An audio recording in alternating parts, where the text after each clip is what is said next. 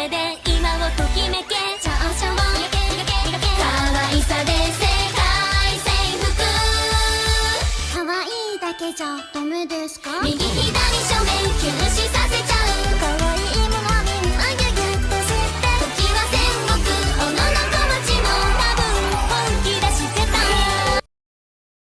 Hello everyone, welcome back to OIC, apalagi Sistem Informasi. Ini adalah podcast di mana kita membahas teknologi, the digital world, and topics related to information system. Hari ini kita akan membahas tentang data death, karena belakangan ini kita sering mendengar berita tentang personal data leaks. From social media accounts to online banking, these cases are happening more often. Untuk membantu kita memahami topik ini, we have a special guest today. Beliau adalah Miss Salwa, seorang lulusan sistem informasi yang sekarang bekerja sebagai cyber security analyst. Halo Miss Salwa, how are you today? Halo, I'm doing well. Thank you for inviting me. Dan juga halo pendengar IC. Perkenalkan, my name is Salwa. Saat ini saya bekerja sebagai cyber security analyst. Jadi, pekerjaan saya ini adalah to protect economy system and data from cyber attack. Saya sangat senang sekali dapat hadir di sini, and I hope our discussion today will be useful for everyone. Senang sekali bisa menghadirkan Miss Salwa di podcast ini. Miss Salwa, we hear about data leaks very often these days. Why do you think this keeps happening? That's a good question. Saat ini, almost everything we do is online. Kita menggunakan semuanya di internet untuk sosial media, online shopping, dan juga many other things. The more data we store, the greater the chance that it becomes to target for cyber criminals. Jadi, semakin banyak data yang tersimpan, semakin besar juga peluang data tersebut dijadikan target oleh pelaku kejahatan. Jadi, it's not only companies that need to protect data. Kita sebagai pengguna also have to be careful. Ngomong-ngomong tentang personal data, saya baru sadar kalau hampir semua aplikasi yang minta kita mendaftar menggunakan an email address. Is that why email has become one of the main targets for cyber criminals? Yes, exactly. Email is very important karena kita menggunakannya untuk login, verify accounts, and reset passwords. Sekarang, saya ingin bertanya kepada hostnya. Before today, did you think email was only sending or receiving message? Honestly, yes, saya berpikir kalau email was only for getting notification or OTP codes.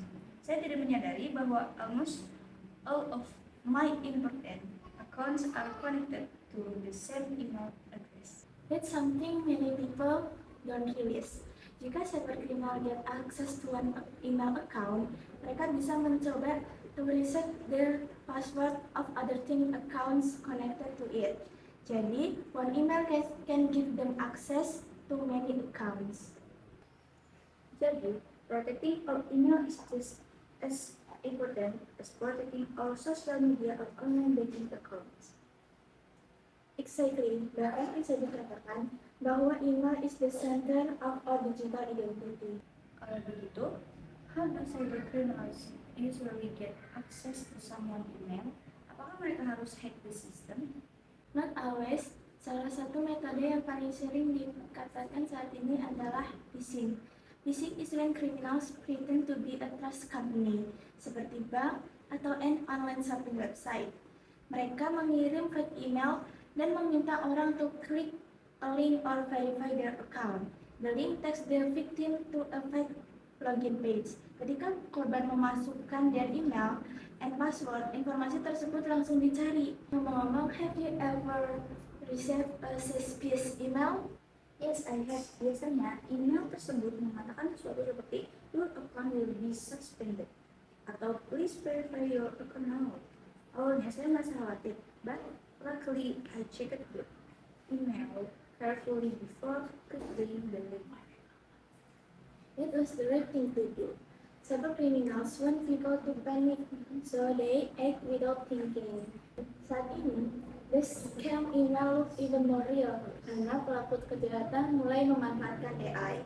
AI help them write better emails dengan good grammar dan pesan yang match the greeter.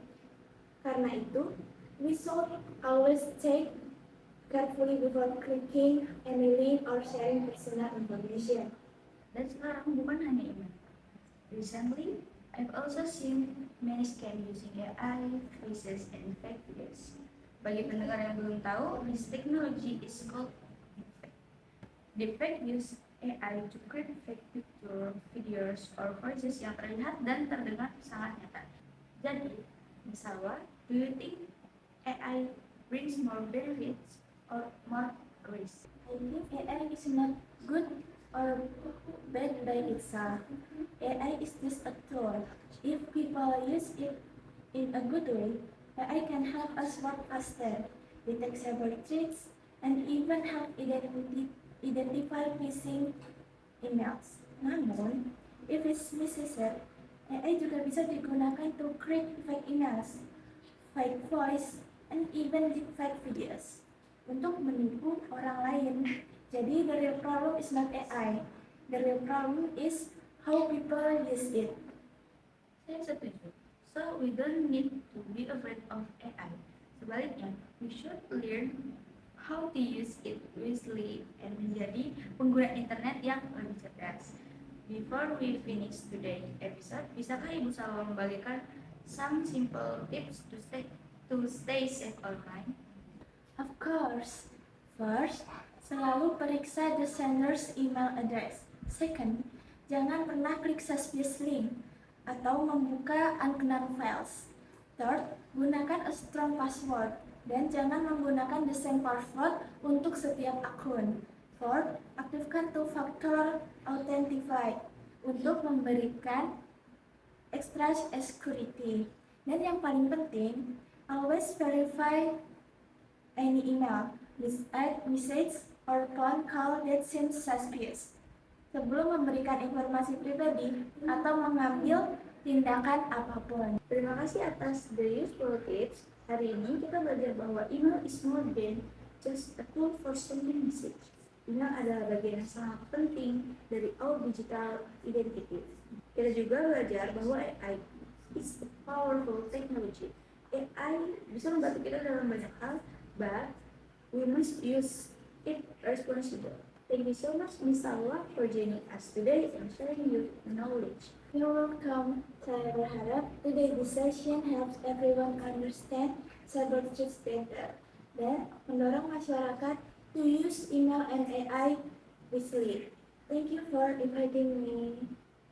Dan terima kasih kepada semua pendengar yang sudah mengikuti today episode of OIC Alwarandi Sistem Informasi.